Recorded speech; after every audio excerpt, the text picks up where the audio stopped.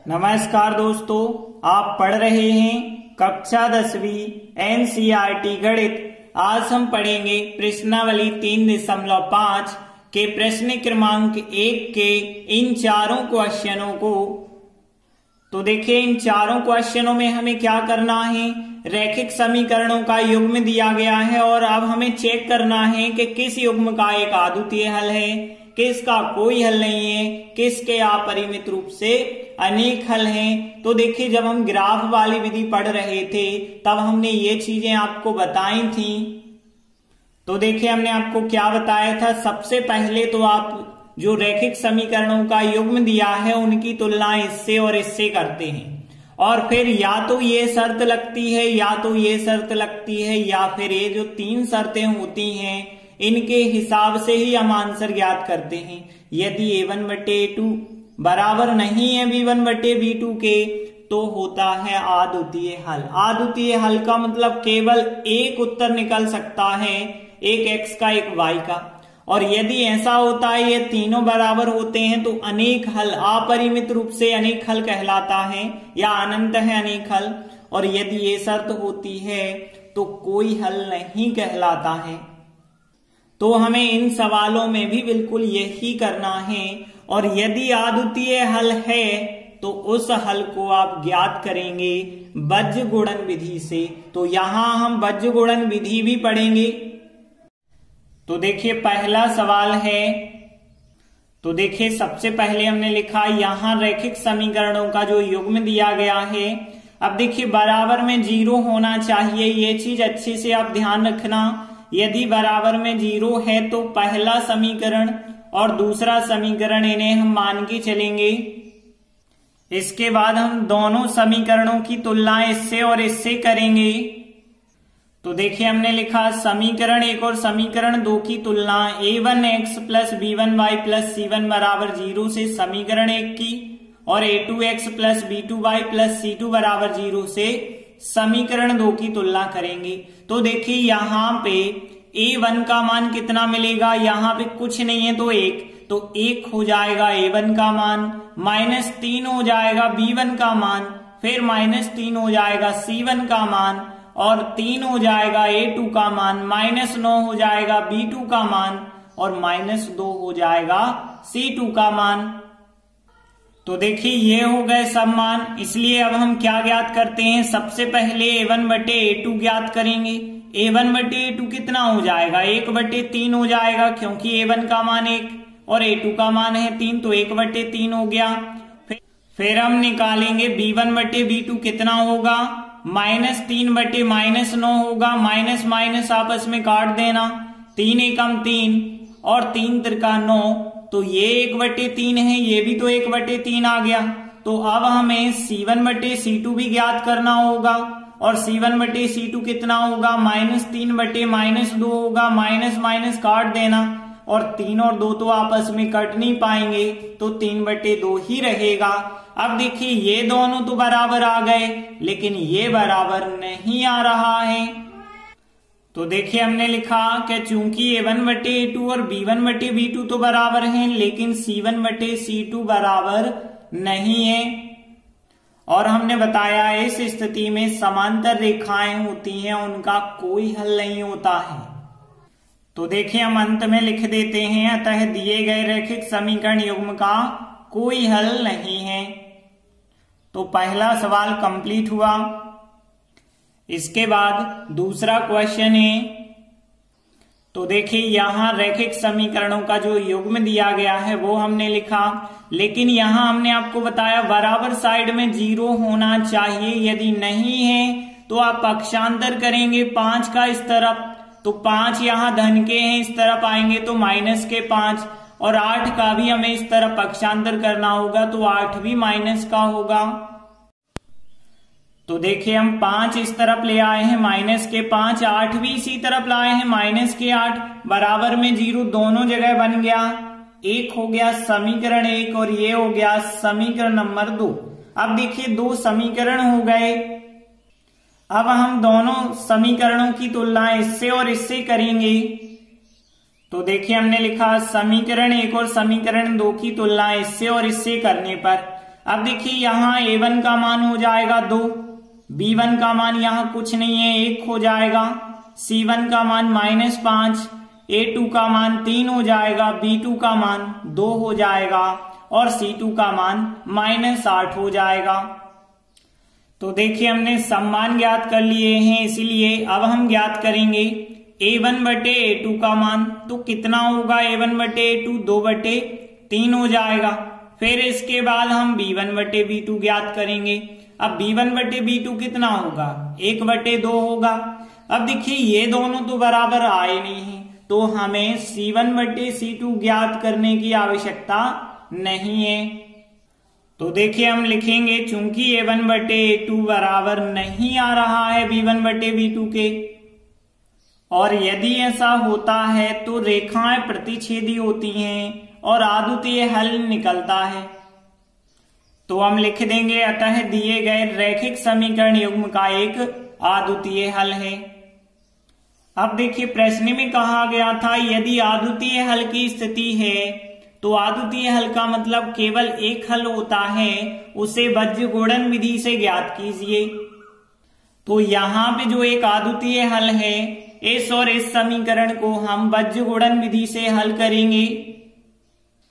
तो देखिए अब हम बज्रगुणन विधि से कैसे हल करते हैं। तो यहाँ पे सबसे पहले तो हमें दो समीकरण जो 1 हैं और 2 हैं उनको लिखना पड़ेगा। तो देखिए सबसे पहले हमने इन दोनों समीकरणों को लिखा। अब ध्यान से समझना कि बज्रगुणन विधि से कैसे हमें x और y के मान ज्ञात करने हैं। तो देखिए सबसे पहले आपको x के बटे लिखना है, फिर बराबर का चिन्ह लगा के y के बटे लिखना है और फिर बराबर का चिन्ह लगा के 1 के बटे लिखना है। ये काम करना है, x के बटे y के बटे और 1 के बटे आपको लिखना है। इसके बाद ध्यान देना x के बटे कुछ संख्याएं लिखनी है, y के बटे कुछ संख्याएं लिखनी है और 1 के बटे कुछ संख्याएं लिखनी है। अब x के बटे क्या संख्याएं लिखनी है, ध्यान देना।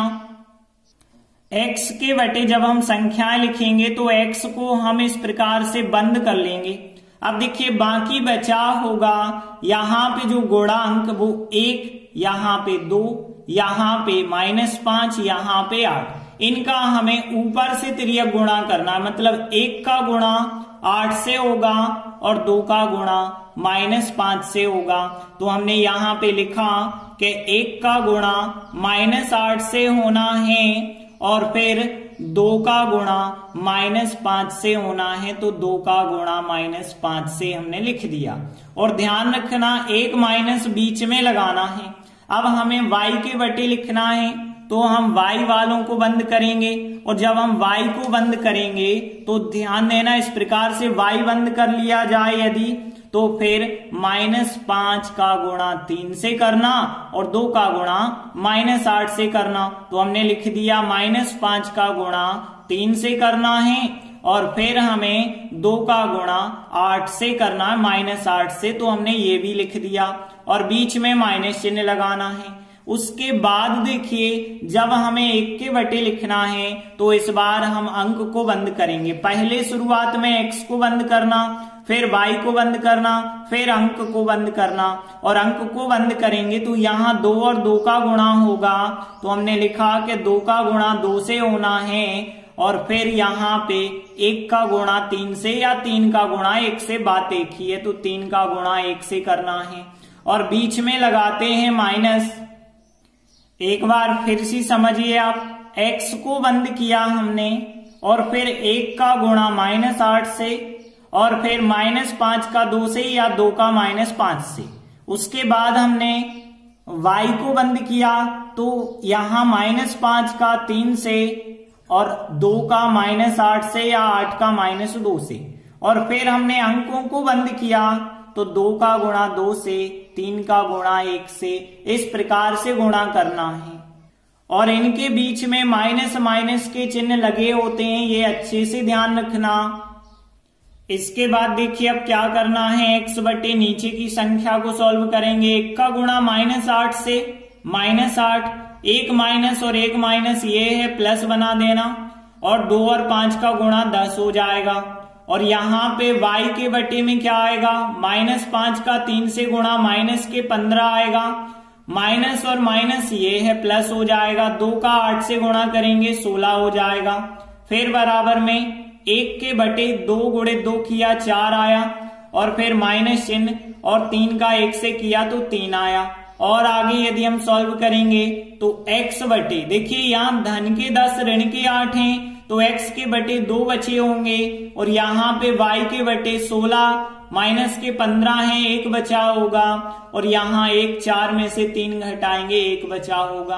अब ध्यान देना, अब हमें क्या करना है, एक बार x और अचर पद लेना है बराबर, एक बार y और अचर पद बराबर लेना है। तो हमने लिखा, अब हम क्या करेंगे, x बटे 2 के बराबर लेंगे 1 बटे 1 को, तथा और आगे हम क्या करेंगे कि y बटे 1 को बराबर लेंगे 1 बटे 1 के बराबर। मतलब ध्यान रखना, एक बार ये चीज इसके बराबर लिखना और ये चीज इसके बराबर लिखना। तिर्यक गुणा करेंगे, फिर 1 का गुणा x से x हो जाएगा, और 2 का गुणा 1 से करेंगे 2, तो x बराबर आ गया 2, यहाँ y का गुणा 1 से किया तो y आ गया, और 1 का गुणा 1 से तो y बराबर आ गया 1। और अंत में हम लिख देंगे, अतः दिए गए रैखिक समीकरण युग्म का हल x बराबर 2 और y बराबर 1 है। इस प्रकार से दूसरा सवाल भी कंप्लीट हुआ। इसके बाद तीसरा सवाल है, तो देखिए यहाँ रैखिक समीकरणों का जो युग्म दिया गया है उसमें बराबर 0 तो है ही नहीं, तो सबसे पहले हम बराबर 0 बनाएंगे, तो 20 का इस तरफ पक्षांतर करेंगे -20 हो जाएंगे, 40 का इस तरफ पक्षांतर करेंगे -40 हो जाएंगे। तो देखिए इस प्रकार से समीकरण 1 और 2 बन गए।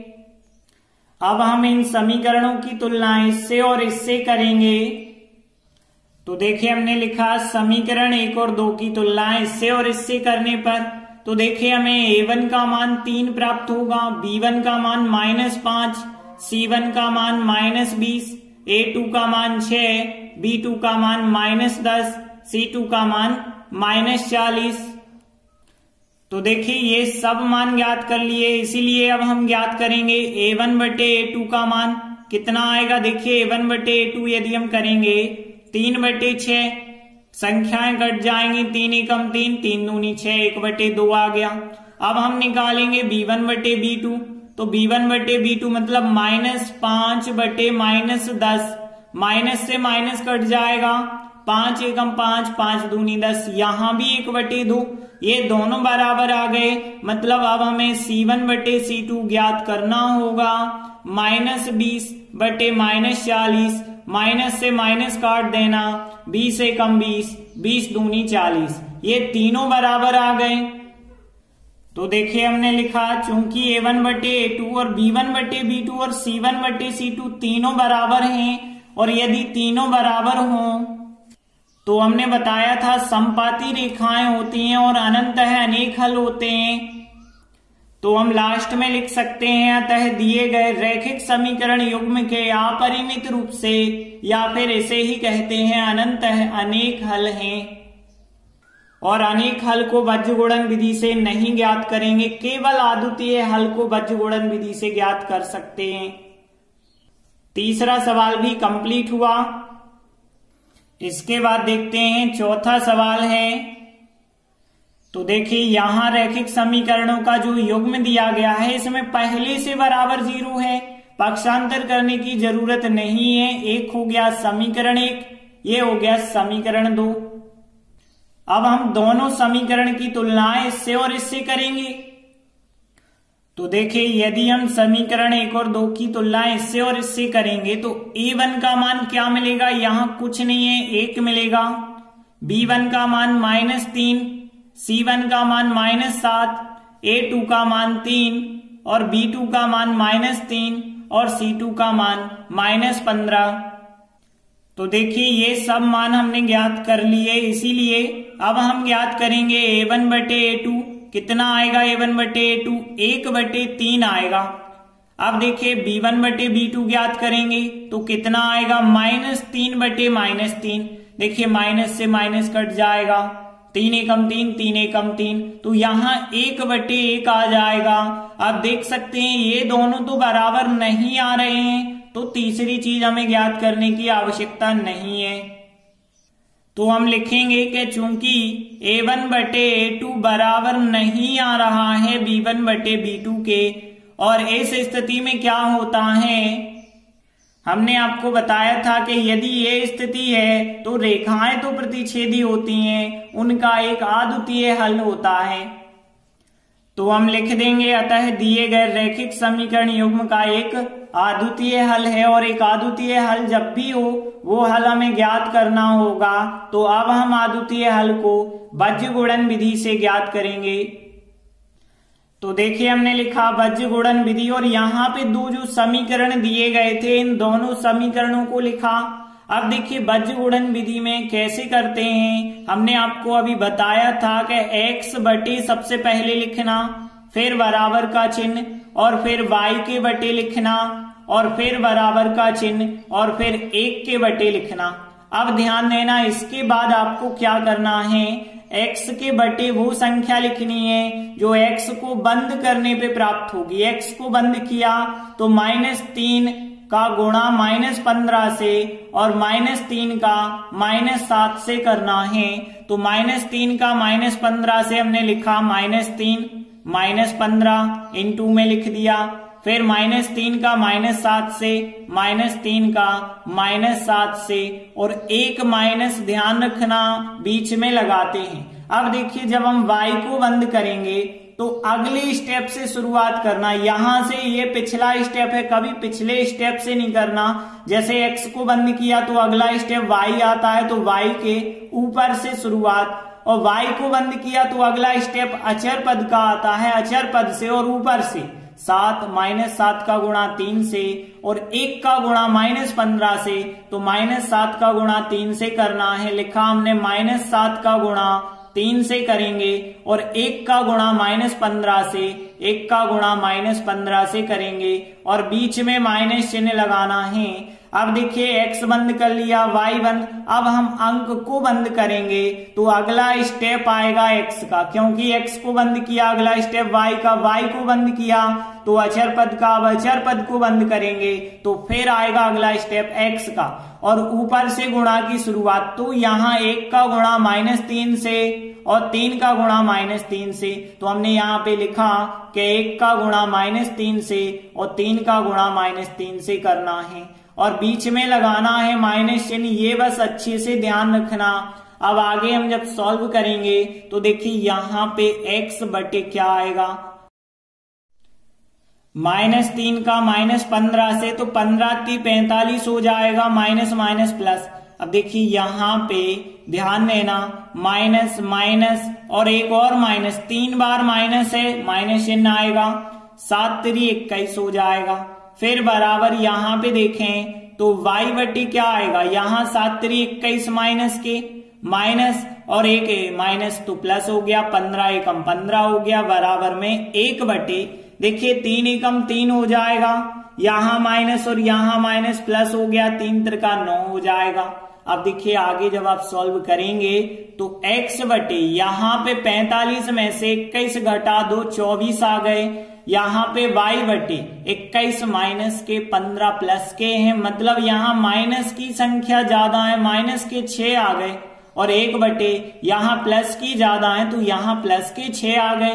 अब हम क्या करते हैं, एक बार x को और अंक को बराबर लेते हैं, मतलब x बटे 24 को हम बराबर लेंगे 1 बटे 6 के, और दूसरी बार जो है हम y वाली संख्या को भी अंक के बराबर लेंगे। तो ध्यान रखना x और अंक को बराबर लेना, मतलब x और अचर पद को, y और अचर पद को बराबर लेना पड़ेगा। अब देखिए यहाँ पे यदि हम सॉल्व करेंगे तो तिर्यक गुणा करना पड़ेगा, 6 का x से करेंगे 6x हो जाएगा, 24 का x से करेंगे 24 होगा, तो x बराबर कितना आएगा, फिर 24 बटे में 6 आ जाएगा, और 6 का भाग 24 में देंगे तो x बराबर कितना आ जाएगा, 4। और यहाँ यदि हम तिर्यक गुणा करेंगे तो 6 और y का गुणा होगा तो 6y हो जाएगा, -6 का 1 से करेंगे माइनस का 6 हो जाएगा। y बराबर कितना होगा, -6/6 होगा। 6 का 6 में भाग देंगे, एक बार जाएगा, लेकिन माइनस का चिन्ह लगा है तो y का मान हो जाएगा -1। तो देखिए हम अंत में लिख देंगे, अतः दिए गए रैखिक समीकरण युग्म का हल x बराबर 4 और y बराबर -1 है।